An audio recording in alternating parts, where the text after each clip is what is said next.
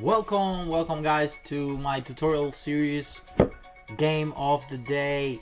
As you can see from today, we will be talking about this beautiful game Artemiev versus Iturrizaga from the FIDE chess.com Grand Swiss that just recently finished in October. We will be looking at the game from the middle game from a middle game position, where Artemiev came with an amazing tactical idea and of course a strategical idea. Black make the move in this position. Black started with the move knight e7, trying to block the bishop, the white bishop, with pawn c6, and also bringing the knight to g6, where then d5 will be possible. This is typical in this type of positions where black is trying to fight for the center as well as white. Whoever gets the center here gets the space and so the advantage. White played the move d4, which was a great opportunity to play d4, but that came with a lot of problems, a lot of tactics, because that pawn on c4 is hanging.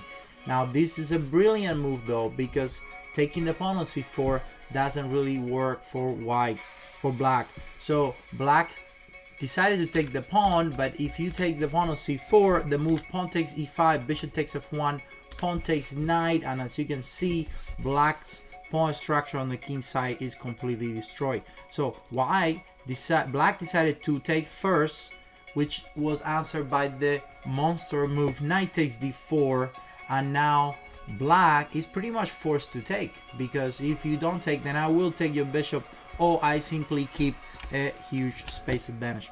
Bishop takes c4 was played. Then now comes the other monster move and the key to the whole tactical idea of giving up the pawn on c4, knight e4, and white has a discover attack to the bishop and also opening the c file. At the same time, there is a knight takes knight idea. Again, it's all about the initiative, it's all about the king. Black could have taken this rook, but it's not gonna work. It wouldn't work for white as much, because even with the move bishop takes f1, white has a gigantic compensation for the bishop, for the exchange, because of the king and the horrible pawn structure. So black decided to go knight takes knight in this position instead of bishop takes rook, answered by the simple rook takes bishop, and now white has the pair of bishops and also a indirect attack to the pawn on b7. If you move the knight, obviously I would take the pawn and possibly the other pawn as well. So black decides to go d5 to keep the pawn, and here we go again with another monster move, bond, bishop takes e4. They're using this discover attack with the knight, if you take with either of the pieces. So rook fda was played, but you cannot go for the move d takes rook, because knight f5, and that move is another bomb. Rook fda only move, queen takes queen will lose because I have knight takes knight. So rook fda is this simple move, but then queen g4, and white has a huge advantage. Then at that point, that's when black decided to play rook fda and keeping up with the fork. Now black is ready to take, and no discover attack will be implemented. But then white came out with another monster move, bishop h7 check, intermediate. And now if you take the bishop, I will give you a check, and I will take the pawn and the other pawn, and white is practically winning. So black was king h8, and this is not over, guys.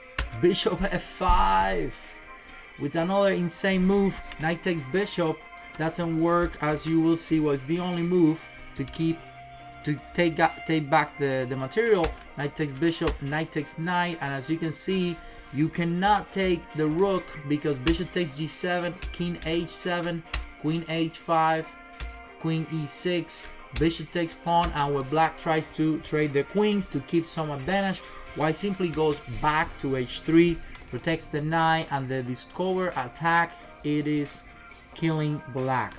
White is completely winning. So black goes queen takes instead of pawn takes rook, black takes the knight, and finally, after the craziness, the crazy stuff, the calm. Rook takes pawn. Now white has an active rook on the 7th rank that usually gives you at least 1 pawn. Black decided to play a little more aggressive with the move d4 to keep up some initiative, and white took the pawn, took the bishop, and now white is up a pawn. So black continue with some interesting ideas like a5 to create some counterplay. Any other move like queen d5 would have been answered by rook e1 with some crazy initiative on the 7th rank. So white played the move a5 and then rook takes b7, and now white has 2 pawns for pretty much no compensation on the black side. Pawn take queen d5, and the amazing idea rook e7, having some tactics with, if you play queen takes pawn, I go rook e8 and I win the rook. For example, pawn takes pawn, queen takes d4. At this point we'll lose the game as rook e8 works. King h7, queen takes queen, and rook takes rook.